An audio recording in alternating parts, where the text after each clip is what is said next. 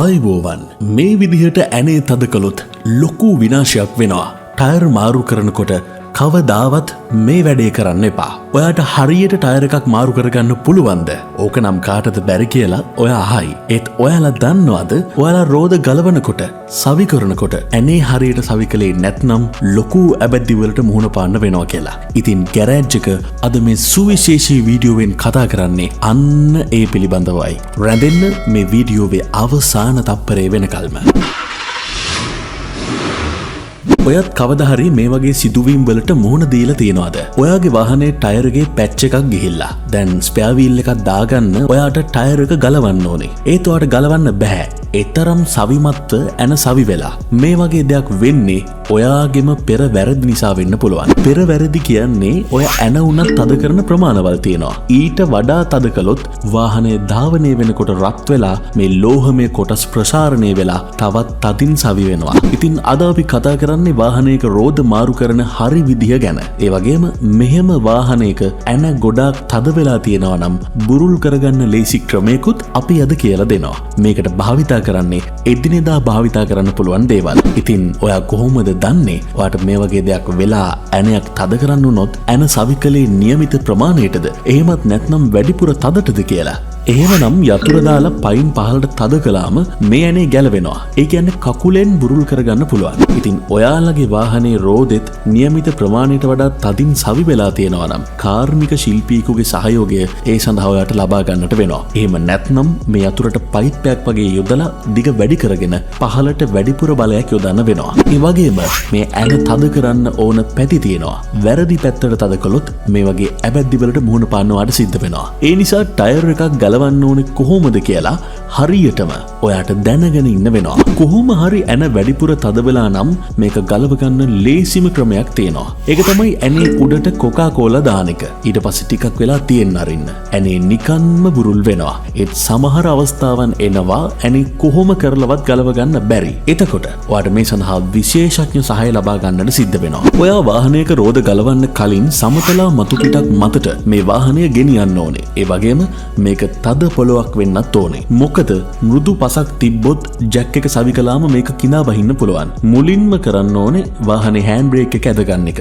Manual වාහනයක් නම් gear එකට දාගන්න ඕනේ. සමහර අය ටයර් ගලවනකොට ඇනවල පොට යවනවා. මෙහෙම වෙන්නේ මැෂින් එකේ ඇන තද කරන හින්දා. අන්න ඒක පළ පුරුදු කෙනෙක්ම කරන්න ඕන ඒ නිසා. තවත් සමහර අය රෝදේ බැලන්ස් කරන්නේ නැතිව ඇන තද කරන්න යන නිසාත් ඇනවල පොට යනවා. එහෙම පොට ගියොත් ඔයාට මේක නිවැරදි කරගන්න ලොකු වියදමක් දරන්න වෙනවා. ඒ වගේම ලොකු ගල් කැටයක් හරි කොට කෑල්ලක් හරි තියලා ඔයාට පුළුවන් වාහනේ එහාට මෙහාට යන එක පාලනය කරන්න. ටයර් එකක් ගලවනකොට සාමාන්‍යයෙන් දකුණට තමයි කරකවන්න ඕනේ. අන්න ඇන අස්සට වැලි ගියොත් තව ප්‍රශ්නයක්.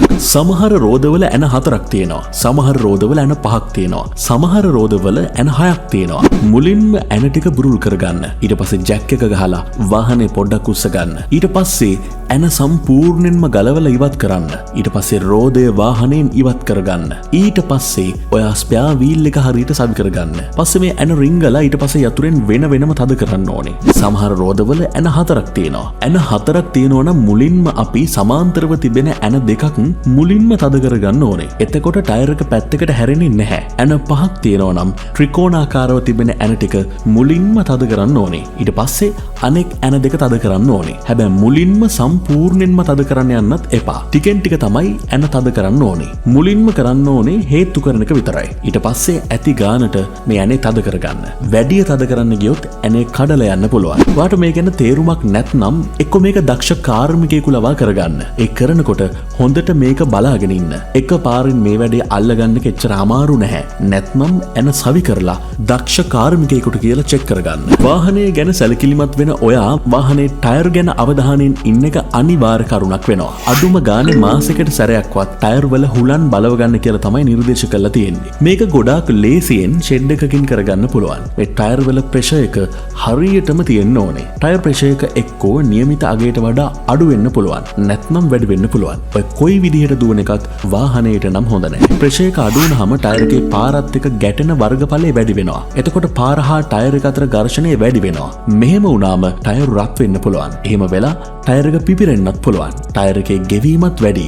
ඒ වගේම බ්‍රේක් එකකදී නවතින්න යන දුර වැඩි වෙනවා. ඒක කොච්චර භයානකද කියලා කියන්න ඕනේ නැහැනේ. ඒ වගේම වාහනය ඕන විදිහට හසුරව ගන්න බැරි වෙනවා. ටයර් එකේ හුලං වැඩි වුණත් ප්‍රශ්න තමයි. හැබැයි ඒවා මේ තරම් භයානක නෑ. හොඳම වැඩේ තමයි ටයර් 4ම ප්‍රෙෂර් එක નિયમિત මට්ටමේ පවත්ව ගන්න එක. ටයර් වල තියෙන්න ඕන හරි ප්‍රෙෂර් එක ගොඩක් වෙලාවට වාහනයේම ස්ටික් එකක් හැටියට අලවලා තියෙනවා. සමහර වාහනවල මේ විස්තරේ තියෙන්නේ රියදුරු අසුන පැත්තේ දොරේ ස්ටිකර් එකක. තව සමහර වාහනවල ඩ්‍රයිවර්ගේ ෂීට් බෙල්ට් එක හරියේ මේක අලවලා තියෙනවා. පහළ තියෙන්නේ එහෙම ටයර් ප්‍රෙෂර් එක පෙන්නලා තියෙන විදි කිහිපයක්. ගොඩක් වෙලාවට කිලෝ පැස්කල් සහ PSI කියන යුනිට් දෙකෙන්ම ඉස්සරහා සහ පිටිපස්සේ ටයර් වලට වෙනම මේ සටහන් බලා ගන්න පුළුවන්. හැබැයි හැම වාහනයකම මෙහෙම සඳහන් කරලා නැහැ. එතකොට ඉතින් සර්විස් මැනුවල් එකේ පීඨ තමයි. සර්විස් මැනුවල් එකේ හරියටම පෙන්වලා තියෙනවා මේ ඉස්සරහා සහ පිටිපස්සේ ටයර් වලට එන්න ඕන පීඩනයන්. සර්විස් මැනුවල් එකක් නැත්නම් අන්තර්ජාලයෙන් හරි තමන්ගේ වාහනේ මොඩල් එකට හරියන ටයර් ප්‍රෙෂර් එක හොයාගන්න වෙනවා. ටයර් වල කට්ට හරියට තියෙනවද බලන එකත් ප්‍රධාන කරුණක්. මොකද ඔයාගේ වාහනේ යොදලා තියෙන්නේ ගෙවිච්ච ටයර් නම් තමන්ගේ සහ වාහනේ යන අනෙක් අයගේ ජීවිත එක්ක කරන භයානක සෙල්ලමක් වෙනවා. ඒ නිසා දුර ගමනකට යන්න කලින් අනිවාර්යෙන් ටයර් ගෙවිලාද කියලා බලන්න ඕනේ. අලුත් ටයර් එකක නම් කට්ට මිලිමීටර 8ක විතර ගැඹුරුයි. ටයර් එක ගෙවෙනකොට මේ කට්ටවල ගැඹුර එන්නම අඩු වෙනවා. ගැඹුර නැති කට්ට තියෙන ටයර් දාගෙන යද්දී පාර හා ටයර් අතරේ ඝර්ෂණය අඩුයි. එතකොට බ්‍රේක් හරියට වදින්නේ නැහැ. සාමාන්‍යයෙන් කිලෝමීටර් 40000කට සැරයක්වත් අලුත් ටයර් මාරු කළ යුතුයි. හැබැයි කිලෝමීටර් 5000කට සැරයක්වත් ටයර් චෙක් කරන්න ඕනේ. ඒ කියන්නේ හැම ෆුල් සර්විස් එකකදීම ඔයා ටයර් වල තත්ත්වය පරීක්ෂා කරගත්තා නම් හරි. ටයර් වල කට්ට ගෙවිලා කම්බි පෑදිලා නම් අනිවාර්යෙන්ම අලුත් ටයර් එකක් දාන්න ඕනේ. ඒ වගේම තමයි කවදාවත් ඔයාගේ වාහනේ ටයර් වලට බල්ලන්ට පූසන්ට මුත්‍රා කරන්න දෙන්න එපා. මොකද මේ මුත්‍රාවල තියෙන රසායනික සංයෝග නිසා මේ රෝදත් අතර රසායනික ප්‍රතික්‍රියාවක් වෙලා ඒක හානිකර මට්ටමින් බලපානවා. හැමදාම මෙහෙම සතුන් වාහනයට මුත්‍රා දානවා නම් ඒකෙන් ඇතිවෙන බලපෑම ගොඩාක් වැඩි. ඉතින් ඔයාටත් මේ ටයර් වල රෝද ගැන හොඳ අත්දැකීමක් තියෙනවා නම් ඔයාගේ අත්දැකීමත් පහළ කමෙන්ට් සෙක්ෂන් එකේ දාන්න. ඒ වගේම වීඩියෝ එකට ලයික් කරන්න, වීඩියෝ එක ෂෙයා කරන්න. මේ වගේම ඉන්ට්‍රස්ටිං වීඩියෝ එකක් අරන් එනකන් ගෑරේජ් එක අපිව සබ්ස්ක්‍රයිබ් කරන්නත් අමතක කරන්න එපා. අලුත් වීඩියෝ එකකින් හම්බ වෙමු. එතෙක් ඔබේ රියදුරු දෑතට දෙවි පිහිටයි.